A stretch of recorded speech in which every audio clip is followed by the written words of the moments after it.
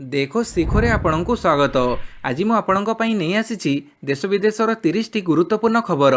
Number 1, ସାରା ରାଜ୍ୟରେ ଆରମ୍ଭ ହେଲା ଗୋଟିଏ ଦେଶ ଗୋଟିଏ ରାସନ ଯୋଜନା। ଖାଦ୍ୟ ସୁରକ୍ଷା ବ୍ୟବସ୍ଥାକୁ ଆହୁରି ସୁଦୃଢ଼ କରିବା ପାଇଁ ଦୁଇଟି ଗୁରୁତ୍ୱପୂର୍ଣ୍ଣ କାର୍ଯ୍ୟକ୍ରମର ଶୁଭାରମ୍ଭ କରିଛନ୍ତି ମୁଖ୍ୟମନ୍ତ୍ରୀ।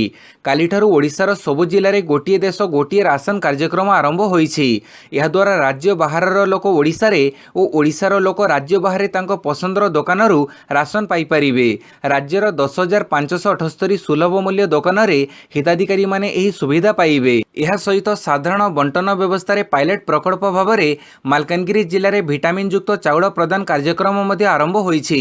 ଭିଟାମିନ୍ ଯୁକ୍ତ ଚାଉଳରେ ଭିଟାମିନ୍ B12 ଓ ଫୋଲିକ୍ ଏସିଡ୍ ଥିବାରୁ ଏହା ବିଶେଷ କରି ମହିଳା ଓ ବାଳିକାମାନଙ୍କ ସ୍ୱାସ୍ଥ୍ୟ ସୁରକ୍ଷା ଦିଗରେ ସହାୟକ ହେବ ବୋଲି ମୁଖ୍ୟମନ୍ତ୍ରୀ ଆଶା ପ୍ରକାଶ କରିଛନ୍ତି।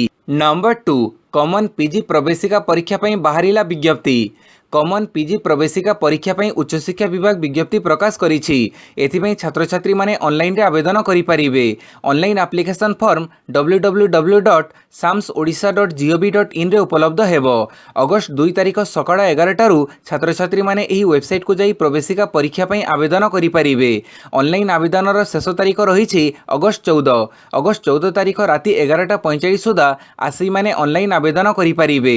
ଯେଉଁ ୟୁଜି ଛାତ୍ରଛାତ୍ରୀମାନଙ୍କର ରେଜଲ୍ଟ ବାହାରି ନଥିବ ସେମାନେ ବି ଆବେଦନ କରିପାରିବେ। ଅଗଷ୍ଟ 20 ତାରିଖରୁ ଆସୀମାନେ ସେମାନଙ୍କ ଆଡମିଟ୍ କାର୍ଡ଼ ଡାଉନଲୋଡ୍ କରିପାରିବେ। ଅଗଷ୍ଟ 23ରୁ ପରୀକ୍ଷା ଆରମ୍ଭ ହେବ। ଏହା ସେପ୍ଟେମ୍ବର 3 ତାରିଖ ପର୍ଯ୍ୟନ୍ତ ଚାଲିବ।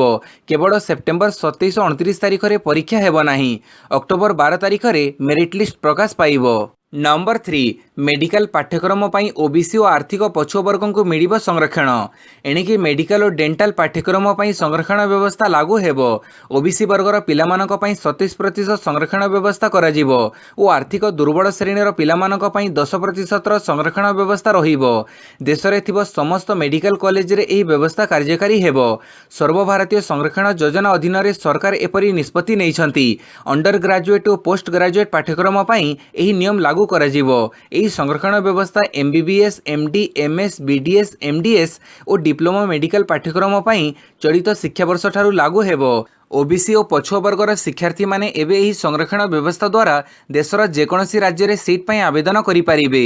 ଏହା କେନ୍ଦ୍ରର ସଂରକ୍ଷଣ ବ୍ୟବସ୍ଥା ହୋଇଥିବାରୁ କେନ୍ଦ୍ର ସରକାର ନୋଟିଫାଏ କରିଥିବା ଓବିସିମାନେ ଏହାର ସୁବିଧା ଉଠାଇ ପାରିବେ। ନମ୍ବର 4, ସ୍ମାର୍ଟ ସିଟିକୁ India cycles for change challenge ପୁରସ୍କାର। ଭୁବନେଶ୍ୱର ସ୍ମାର୍ଟ ସିଟିକୁ ପୁଣି ମିଳିଛି ସଫଳତା। ସାଇକେଲ ଚାଳନାକୁ ପ୍ରୋତ୍ସାହନ ଦେବା ସହ ଉପଯୁକ୍ତ ଭିତ୍ତିଭୂମି ପ୍ରସ୍ତୁତ କରିଥିବାରୁ India cycles for change challenge stage 1 ପୁରସ୍କାର ହାସଲ କରିଛି ଭୁବନେଶ୍ୱର ସ୍ମାର୍ଟ ସିଟି ଲିମିଟେଡ୍। କାଲି ନୂଆଦିଲ୍ଲୀରେ ଆୟୋଜିତ ଏକ ଭର୍ଚୁଆଲ ଇଭେଣ୍ଟ ଜରିଆରେ ଗୃହ ଓ ନଗର ଉନ୍ନୟନ ମନ୍ତ୍ରଣାଳୟ ସଚିବ ଦୁର୍ଗାଶଙ୍କର ମିଶ୍ର ଘୋଷଣା କରିଥିବା ଶ୍ରେଷ୍ଠ 11 ସହରର ଭିତରେ ଭୁବନେଶ୍ୱର ରହିଛି। ପୁରସ୍କାର ସ୍ୱରୂପ ସ୍ମାର୍ଟ ସିଟି 1 କୋଟି ଟଙ୍କା ପାଇବ। ଗତ ଜୁନ୍ ମାସରେ ଇଣ୍ଡିଆ ସ୍ମାର୍ଟ ସିଟି ଆୱାର୍ଡ କଣ୍ଟେଷ୍ଟରେ ମଧ୍ୟ ଭୁବନେଶ୍ୱର 2ଟି ପୁରସ୍କାର ପାଇଥିଲା। କମ୍ ଦିନ ଭିତରେ ପୁଣି ଏକ ସଫଳତା କେବଳ BSCL ପାଇଁ ନୁହେଁ ବରଂ ରାଜ୍ୟ ପାଇଁ ଗୌରବ ଆଣିଛି। ପାଣିପାଗ ସୂଚନା। ରାଜ୍ୟରେ କିଛି କିଛି ସ୍ଥାନରେ ପ୍ରବଳରୁ ଅତି ପ୍ରବଳ ବର୍ଷା ସମ୍ଭାବନା। ଉତ୍ତର ବଙ୍ଗୋପସାଗର ଅଞ୍ଚଳରେ ସୃଷ୍ଟି ହୋଇଥିବା ଲଘୁଚାପ ପ୍ରଭାବରେ 30 ତାରିଖ ଦିନ ସୁନ୍ଦରଗଡ଼, ଝାରସୁଗୁଡ଼ା, ସମ୍ବଲପୁର ଓ ବରଗଡ଼ ଆଦି ଜିଲ୍ଲାର କିଛି କିଛି ସ୍ଥାନରେ ପ୍ରବଳରୁ ଅତି ପ୍ରବଳ ବର୍ଷିବା ସହ ନୂଆପଡ଼ା, ବଲାଙ୍ଗୀର, ସୋନପୁର, କେନ୍ଦୁଝର ଆଦି ଜିଲ୍ଲାରେ ପ୍ରବଳ ବର୍ଷା ହେବ। 31 ତାରିଖ ଦିନ ମଧ୍ୟ ନୂଆପଡ଼ା, ନବରଙ୍ଗପୁର ଓ ବରଗଡ଼ ଆଦି ଜିଲ୍ଲାରେ ପ୍ରବଳ ବର୍ଷାର ସମ୍ଭାବନା ରହିଛି। ନମ୍ବର 6, ଆଜିଠାରୁ ମ୍ୟାଟ୍ରିକ୍ ଅଫଲାଇନ୍ ପରୀକ୍ଷା। ଆଜିଠାରୁ ହେବ ମ୍ୟାଟ୍ରିକ୍ ଅଫଲାଇନ୍ ପରୀକ୍ଷା। ଚଳିତ ବର୍ଷ ବିନା ପରୀକ୍ଷାରେ ପ୍ରକାଶ ପାଇଥିବା ପରୀକ୍ଷା ଫଳରେ ଅସନ୍ତୁଷ୍ଟ ଥିବା ଛାତ୍ରଛାତ୍ରୀମାନେ ପରୀକ୍ଷା ଦେବେ। ଏଥିପାଇଁ ବୋର୍ଡ ପକ୍ଷରୁ ସମସ୍ତ ବ୍ୟବସ୍ଥା କରାଯାଇଛି। ବୋର୍ଡ ସଭାପତି ରାମାଶିଷ ହାଜରା ସୂଚନା ଦେଇ କହିଛନ୍ତି କି କୋଭିଡ୍ ଗାଇଡଲାଇନ୍ କଡ଼ାକଡ଼ି ଭାବେ ପାଳନ କରାଯାଇ ପରୀକ୍ଷା କରାଯିବ। ଏଥିପାଇଁ ସମସ୍ତ ପରୀକ୍ଷା କେନ୍ଦ୍ରରେ ପର୍ଯ୍ୟବେକ୍ଷକ ନିଯୁକ୍ତ କରାଯିବ। ଏହାସହ ଜିଲ୍ଲା ପ୍ରଶାସନ ପକ୍ଷରୁ କୋଭିଡ୍ ସ୍କ୍ୱାଡ୍ ଗଠନ କରାଯାଇ କଟକଣା ଅନୁଧ୍ୟାନ କରାଯିବ। ମାତ୍ର 39% ଛାତ୍ରଛାତ୍ରୀ ପରୀକ୍ଷା ପାଇଁ ଆବେଦନ କରିଥିବା ବେଳେ 15,000ରୁ ଅଧିକ ଛାତ୍ରଛାତ୍ରୀ ପରୀକ୍ଷା ଦେବେ ବୋଲି ସୂଚନା ଦେଇଛନ୍ତି ବୋର୍ଡ ସଭାପତି। ନମ୍ବର 7, ଏଣିକି ଦେଖିବ ହାଇକୋର୍ଟରେ ମାମଲା ଶୁଣାଣିର ସିଧା ପ୍ରସାରଣ। ଏଣିକି ହାଇକୋର୍ଟରେ ମାମଲା ଶୁଣାଣିର ସିଧା ପ୍ରସାରଣ ସାଧାରଣ ଲୋକେ ଦେଖିପାରିବେ। ଏନେଇ high court of Odisha live stream of court proceeding rules 2021 ପ୍ରଣୟନ କରାଯାଇଛି। ଏହି ନୂତନ ନିୟମାବଳୀ ଅଗଷ୍ଟ 2ରୁ କାର୍ଯ୍ୟକାରୀ ହେବ ବୋଲି ହାଇକୋର୍ଟ ପକ୍ଷରୁ ପ୍ରକାଶିତ ବିଜ୍ଞପ୍ତିରେ ସ୍ପଷ୍ଟ କରାଯାଇଛି। ଫିଜିକାଲ, ଭର୍ଚୁଆଲ ତଥା ହାଇବ୍ରିଡ୍ ବ୍ୟବସ୍ଥାରେ ହାଇକୋର୍ଟରେ ମାମଲା ଶୁଣାଣି ସମୟରେ ଓପନ୍ କୋର୍ଟ ପ୍ରସଙ୍ଗ प्रसंग कार्यकारी को अधिक व्यापक करने उद्देश्य नहीं यह नियमावली कराଯାଇଛି। मामला शुणाणी प्रक्रिया सीधा प्रसारण कार्य हाइकोर्टों द्वारा अनुमति प्राप्त व्यक्ति बा कर्मचारी करेंगे। मामला शुणाणी सीधा प्रसारण संपर्कित वेब लिंक हाइकोर्ट वेबसाइट रे एवं संपृक्त खंडपीठों कज लिस्ट रे प्रकाश पाइबो। नंबर 8 खोलिबो मेडिकल कॉलेज और अन्य शिक्षानुष्ठान। राज्य में खोलिबो मेडिकल कॉलेज और अन्य शिक्षानुष्ठान। कड़ा कोविड नियम अनुपालन में मेडिकल कॉलेज समेत nursing, pharmacy, physiotherapy, occupational therapy, जनस्वास्थ्य और अन्य पारामेडिकल, अलाइड मेडिकल साइंस पाठ्यक्रम को खोलिबा पई राज्य सरकार निष्पत्ति नैछंती। एथिपई राज्य स्वास्थ्य विभाग अतिरिक्त मुख्य शासन सचिव प्रदीप्त महापात्र डीएमईटी को चिठी लिखिछंती। तेणु आवश्यक पदक्षेप ग्रहण करने लगी विभाग पक्षर निर्देश दि जाइछि। तेबे थ्योरी क्लास ऑनलाइन रे जारी रहिबो, मात्र प्रैक्टिकल बा क्लिनिकल क्लास और परीक्षा को 50% क्षमता सहित सामाजिक दूरता रक्षा करने को हेबो। छात्र छात्री मानक एथिपई सेमानक अभिभावकों लिखित अनुमति प्रदान करिवे। नंबर 9 एनसीबी महानिर्देशक दायित्व ग्रहण कले सत्यनारायण प्रधान। ओडिया आईपीएस अधिकारी सत्यनारायण प्रधान को पुणी एक बड़ दायित्व मिली। जातीय निशाद्रव्य नियंत्रण ब्यूरो अर्थात एनसीबी बा नार्कोटिक्स कंट्रोल ब्यूरो महानिर्देशक भाव श्री प्रधान को अतिरिक्त दायित्व मिली। गुरुवार से राकेश आस्थाना दायित्व ग्रहण करिसेंती। श्री प्रधान एवं एनडीआरएफ डीजी भाव दायित्व तुलाउछंती। 1988 batch Jharkhand cadre Odia IPS होउछंती सत्यनारायण प्रधान। एनसीबी डीजी दायित्व ग्रहण पर सत्यनारायण प्रधान गणमाध्यम को निजर प्रतिक्रिया रे कहिसेंती जे देश में जातीय निशाद्रव्य नियंत्रण ब्यूरोर संप्रसारण कराजिबो। निशाद्रव्यर मुख्य केन्द्र को खोजी बाहर कराजिबो बोली श्री प्रधान कहिसेंती। नंबर 10 एससीबी को आसिला 9टी एक्मो। कोलकाता और दिल्ली रू आसिले वैषयिक टीम।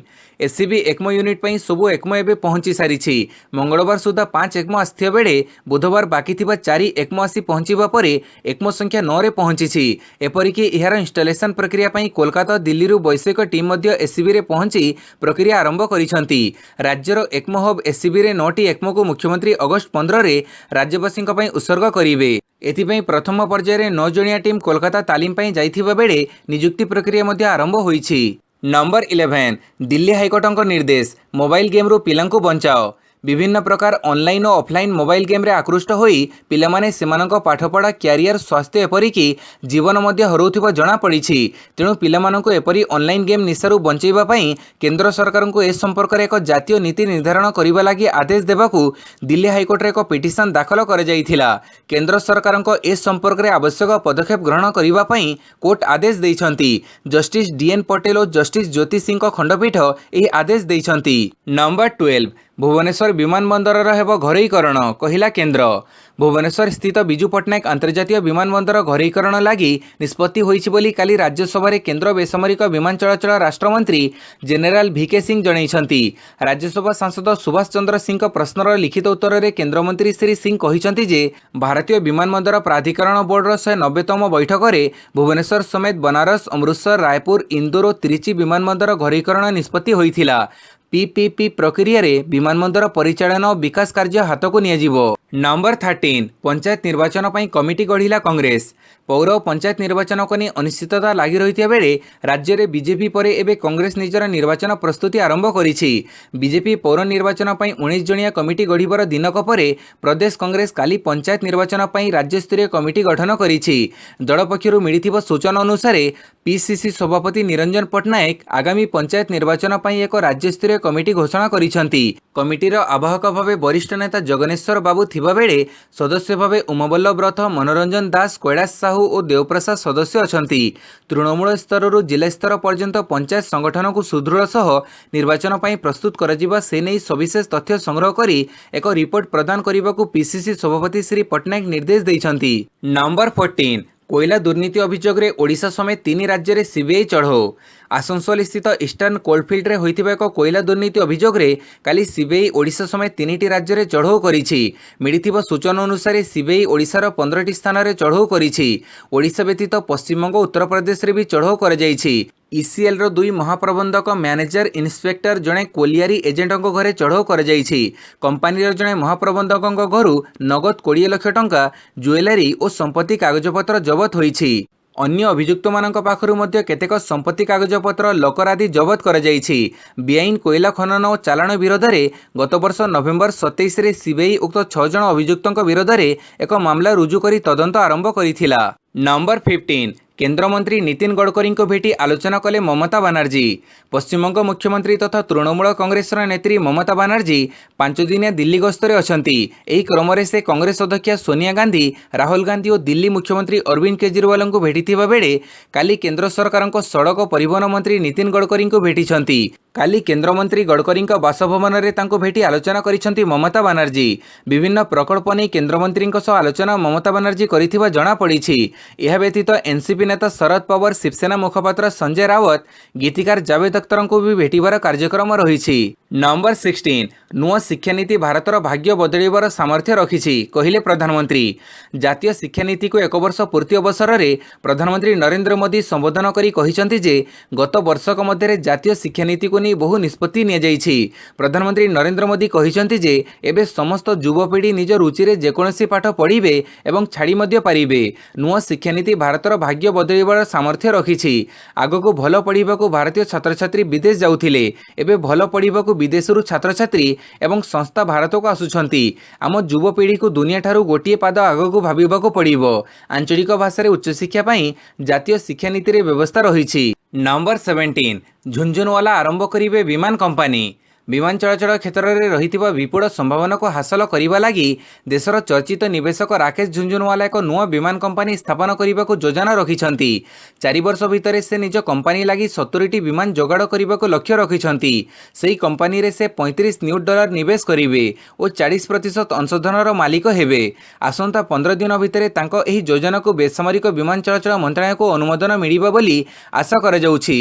झुंझुनवाला को भारतर वारेन बफेट बोली कहुए। अमेरिकार प्रसिद्ध निवेशक वारेन बफेटों भली झुंझुनवाला स्टॉक बजार में शेयर चयन करने कौशल बेस चमत्कार बोली कहुए।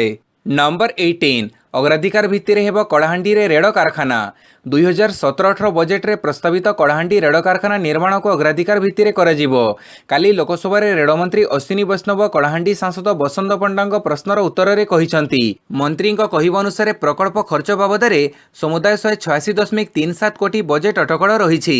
वर्कशॉप निर्माण और रेड़ संयोगीकरण लगी आवश्यक 328.35 एकर जमी मध्यरु ओडिशा सरकार अत्यवधि मात्र 141.07 एकर जमी रेड़बाई को हस्तांतर करिसंती।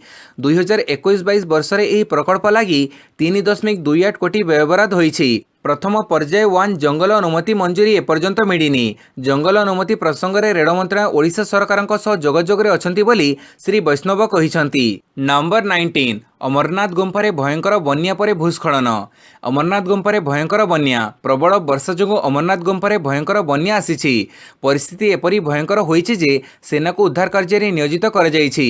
बादल फटा वर्ष परे बन्या आउ तास भूस्खलन। सोलान चंपाघाटे भूस्खलन जो जातीय राजपथ में यातायात ठप हो जाइछि। उत्तराखंड रे भी स्थिति समान। राज्यर तेहरी अंचल में लगातार भूस्खलन हेउछि। फड़े ऋषिकेश चंबा जातीय राजपथ 94 अवरोध हो जाइछि। बड़ बड़ पत्थर सह माटी तल रास्ता उपर पड़ी रही। फड़े जातीय राजपथ में यातायात बंद रही। नंबर 20 पीओके रे विधानसभा निर्वाचन को नहीं भारतर कड़ा प्रतिक्रिया। पाकिस्तान अधिकृत काश्मीर में निर्वाचन कराजिबा को नहीं कड़ा प्रतिक्रिया प्रकाश करिछि भारत। विदेश मंत्रालय पक्षरु जारी बयान रे कहुଯାଇଛି जे जोठारे निर्वाचन कराଯାଇଛି सेठारे पाकिस्तान कौनसी अधिकार नाही। सेगुड़िक होछि भारतर सीमा। पाकिस्तान सेगुड़िक अवैध भाव कब्जा करिछि। सही सबु स्थान गुड़ी को तुरंत खाली कराजिबा आवश्यक। उक्त अंचल को तुरंत खाली करने को कड़ा चेतावनी देइछि भारतीय विदेश मंत्रालय। विदेश मंत्रालय कहिछि जे पाकिस्तान अवैध कब्जा करिथिबा भारतीय सीमा गुड़िक निर्वाचन करने पछरे उद्देश्य रही। पीओके रे पाकिस्तान करिथिबा अदल बदल एवं अवैध कब्जा को लुचेबा पई एही सबु कार्यकलाप जारी रखिछि। नंबर 21 राकेश आस्थाना को नियुक्ति को नहीं तेजिला विवाद। पूर्वतन सीबीआई अधिकारी राकेश आस्थाना को दिल्ली पुलिस मुख्य कराजिबा परे एहाको नहीं विवाद देखा जाइछि। दिल्लीर क्षमतासीन केजरीवाल सरकार एपरी नियुक्ति को विरोध करिसंती। एथिसह राकेश आस्थाना को हटाइबा पई विधानसभा रे गोटिए संकल्प मध्य पारित कर जाइछि। राकेश आस्थाना हेउचंती 1984 बैच रो गुजरात कैडर आईपीएस। तांको दिल्ली पुलिस मुख्य कराजिबा को एहाको विरोध कर जाइछि। सुप्रीमकोर्ट स्पष्ट भावे कहिथिले जे कार्यकाल शेष हेबाकू 6 मासरू कम समय थिबा अधिकारी माननकू डीजी स्तरीय ऑफिसर भावे नियुक्ति मिली परिबो नाही। हेले राकेश आस्थाना कार्यकाल शेष हेबाकू मात्र 4 दिन थिबा बेले तांको नुआ नियुक्ति मिलिछि। कांग्रेस मध्य केंद्र सरकार को एपरी नियुक्ति को नहीं समालोचना करिसंती। राकेश आस्थाना को नियुक्ति देई केंद्र सरकार खोलाखोली भावे सुप्रीमकोर्ट निर्देश को अवमानना करिथिबा दल अभियोग करिछि। नंबर 22 उत्तर प्रदेश रे बीजेपी आयोजन करिब जन आशीर्वाद यात्रा। आगक उत्तर प्रदेश निर्वाचन थिबारु बीजेपी पक्षर एक स्वतंत्र शैली रे लोकमानक निकटवर्ती हेबाकु योजना करा जाउछि। ई योजना अनुसार निकटरे केंद्र मंत्रिमंडल रे शामिल होइतिबा उत्तर प्रदेश रो 7 सांसदों को नहीं उत्तर प्रदेश रो विभिन्न जिले में जन आशीर्वाद यात्रा आयोजन करने निष्पत्ति निया जाइछि। प्रत्येक मंत्री को 3 ରୁ 4ଟି निर्वाचन मंडली और 4 ରୁ 5ଟି जिले में यह जन आशीर्वाद यात्रा आयोजन करने को बीजेपी अध्यक्ष जेपी नड्डा पक्षर पत्र लिखि निर्देश दिया जाइछि। अगस्त 15 रे एसबु यात्रा आरंभ हेबो। नंबर 23 पश्चिमबंग में अगस्त 15 जाए बढ़िला कोविड कटकणा। गुरुवार दिन जारी होइतिबा सद्यतम आदेशनामा पश्चिमबंग सरकार किछि कोहଳ सह कोविड-19 कटकणा को अगस्त 15 पर्यंत वृद्धि करिसंती। पूर्वरु एही कटकणा जुलाई 30 पर्यंत बलवत्तर थिला। आसन सामर्थ्य ठारू 50% रु अधिक को नहीं गृह अभ्यंतर में कौन सरकारी कार्यक्रम कर नाही। राति 9 टारू भोर 5टा पर्यंत सर्वसाधारण बाहर चलप्रचल किंबा जानवाहन चढ़ी पारे नाही। किंतु रात्रिकालीन कटकणा को स्वास्थ्य जरूरी सेवा आईन श्रृंखला एवं अत्यावश्यक सामग्री आदि को बाद दि जाइछि। नंबर 24 29 मीडिया हाउस विरोध में शिल्पांक 25 कोटीर मानहानि। राजकुंद्रा मामलें बॉम्बे हाइकोर्टों द्वारस्थ होइचंती बॉलीवुड अभिनेत्री शिल्पा शेट्टी। विभिन्न मीडिया द्वारा प्रकाश पाइथिबा खबर विरोध में शिल्पा कोर्टों द्वारस्थ हेबा सहित 25 कोटी टंकार मानहानि मकद्दमा दायर करिसंती। शिल्पांक विरोध में लेखा जाइथिबा अथवा प्रकाश करा जाइथिबा वीडियो रे तांको नकारात्मक ढंग से चित्रण करा जाउछि। एहा द्वारा तांकर छवि सर्वसाधारण रे खराब हेउछि बोली मानहानि मकद्दमा रे उल्लेख करिसंती शिल्पा। नंबर 25 सीरीज जीतिला श्रीलंका। 3 मैच विशिष्ट T20 सीरीज को 7 विकेट रे जीति नहीं श्रीलंका। घरोई श्रीलंका बोलरों आगे धराशायी होइथिला भारतीय दलर बैटिंग लाइनअप। 20 ओवर 81 रन रे अटकी जाइथिला टीम इंडिया। लक्ष्य हासिल करने को श्रीलंका बैट्समैन मानक अधिक परिश्रम करने को पड़ नाथिला। 14 ओवर 3 बॉल रे 3 विकेट हरई मैच को अति सहजरे जीति नहीं श्रीलंका। नंबर 26 टोकियो ओलंपिक पुरुष हॉकी क्वार्टर फाइनल रे पहुंचला भारत। रियो ओलंपिक्स रे स्वर्ण पदक प्राप्त अर्जेंटीना को परास्त करी गुरुवार दिन भारत पुरुष हॉकी प्रतियोगितार क्वार्टर फाइनल रे पहुंची। वरुण कुमार विवेक प्रसाद हरमनप्रीत देइथिबा गोल जोगु भारत अर्जेंटीना उपर 3-1 रे आधिपत्य बजाय रखिबारे समर्थ होइथिला। खेळर चतुर्थ भाग बेड़को अर्जेंटीना जाई भारतर समकक्ष हेबारे समर्थ होइथिला। भारत किंतु धीर स्थिर रही प्रतिद्वंदी अर्जेंटीना को आउ 2टी गोल देइथिला। एबे एहाको मिसई 3टी मैच रे भारत 9 पॉइंट हासिल करि पारिछि। एई ग्रुप रे आउ मात्र गोटिए मैच बाकी रहिछि। Number 27 Tokyo Olympic quarter final रे प्रवेश कले पीवी सिंधु। गुरुवार दिन टोकियो ओलंपिक रे विश्वर 13 नंबर बैडमिंटन खिलाड़ी डेनमार्क रो मिया ब्लेचफेल्टों को अनायास परास्त करी क्वार्टर फाइनल रे प्रवेश करिसंती। सिंधु मिया को प्रत्यक्ष प्रतियोगिता रे 21-15 21-13 रे परास्त करिसंती। बैडमिंटन एलिमिनेशन राउंड्स रे प्रवेश करने पूर्व ब्लेचफेल्ट ग्रुप 1 रो शीर्ष को उत्तीर्ण होई प्री क्वार्टर्स रे सिंधु को मुकाबला करने अधिकार हासिल करथिले। 2021 रे न्यूनतम परिमाणर टूर्नामेंट एवं ओलंपिक पॉइंट थिबा सत्वे एथर ब्लेचफेल्ट 2 थर सिंधु को मुकाबला करि पारिछंती। नंबर 28 टोकियो ओलंपिक्स रो प्री क्वार्टर्स रे उपनीत हेले तीरंदाज अतनु दास।